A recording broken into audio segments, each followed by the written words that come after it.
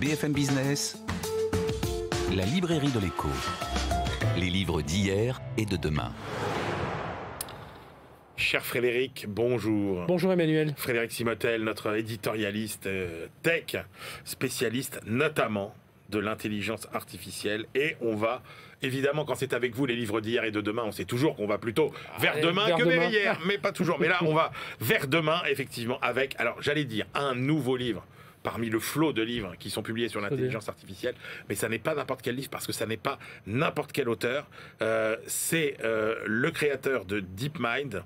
Et alors, en gros, est-ce qu'il nous envoie dans un monde plutôt bénéfique, plutôt positif, ou est-ce qu'il nous envoie dans un monde plutôt inquiétant et anxiogène? Non, plutôt bénéfique. Alors effectivement, cet auteur, c'est Mustapha Suleyman. Alors le nom ne vous dit peut-être pas grand-chose, mais si je vous dis DeepMind, ça va peut-être résonner en vous. DeepMind, c'est aujourd'hui l'entité d'intelligence artificielle de Google. C'est celle qui avait la première gagné contre un joueur d'échecs, c'était IBM, mais contre des joueurs de Go, qui a plus tard a remporté d'autres tournois de ce type-là. Et lui, il avait créé ça. Alors c'est un immigré au départ. Son père était chauffeur de taxi syrien, sa mère était une infirmière anglaise. Il a passé son enfance à Londres et puis il a rencontré Demis Hassabis et puis ensemble ils ont créé DeepMind. Donc ils sont partis sur l'intelligence artificielle et puis voilà, ils ont avancé. Leur premier gros coup, c'était sur une grande conférence sur les biotechnologies où avec le séquençage de l'ADN, etc. Et où des gens ne réussissaient à faire que 3 séquences sur les 43 possibles. Eux, ils arrivent avec leur ordinateur, ils en font 25 sur les 43 possibles et les gens se disent on vient d'assister à quelque chose d'incroyable. Et donc, il publie avec Michael Bashkar La déferlante.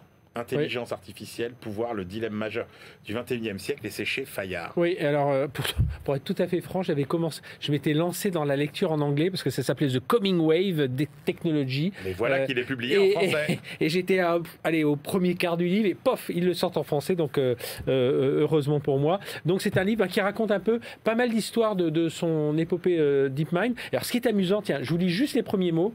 Dans les annales de notre histoire, c'est le prologue, dans les annales de notre histoire, certains moments apparaissent comme des tournants où se joue le destin de l'espèce, la découverte du feu, l'invention de la roue, la maîtrise de l'électricité, des moments qui ont transformé la civilisation humaine. Nous nous trouvons aujourd'hui au seuil d'un nouveau moment décisif face à la montée d'une vague technologique regroupant l'IA, les biotechnologies, etc. Ça a été écrit par une intelligence artificielle. Oui, voilà. Et alors voilà. Et donc il nous raconte toute cette histoire, mais vraiment sur le côté, on va être accompagné par cette intelligence artificielle. Alors lui, dans le livre, il s'attache à mettre en évidence ce qu'il faut mettre en place, notamment pour nos enfants en matière d'éducation. Exactement. Il va rebondir, enfin vraiment expliquer tout ce qu'on doit mettre en place. Il veut parler aussi. Alors contrairement aussi, on pourrait imaginer que tous ces gens, ces chercheurs, anglo-saxons, dès qu'on parle d'IA et on leur parle régulation, ils vont dire oui, on va y aller, laisser l'innovation faire et puis on régulera derrière. Et puis en fait non, lui on se rend compte qu'il est quand même assez pour une régulation au niveau éthique, au niveau social, parce qu'il dit il faut faire attention, on fait pas n'importe quoi. Rappelez-vous, il y a 2 ans déjà, toute une équipe d'IA de Google s'était emportée contre la direction en disant attention, on ne veut pas travailler trop pour l'armement, on est peut-être en train des armes autonomes et tout ça. Donc c'est quand même des gens qui sont conscients de tous ces progrès et qui en connaissent les limites, il explique tout ça dans ce livre. Mais Frédéric, il nous promet quand même un monde de gains de productivité sans précédent.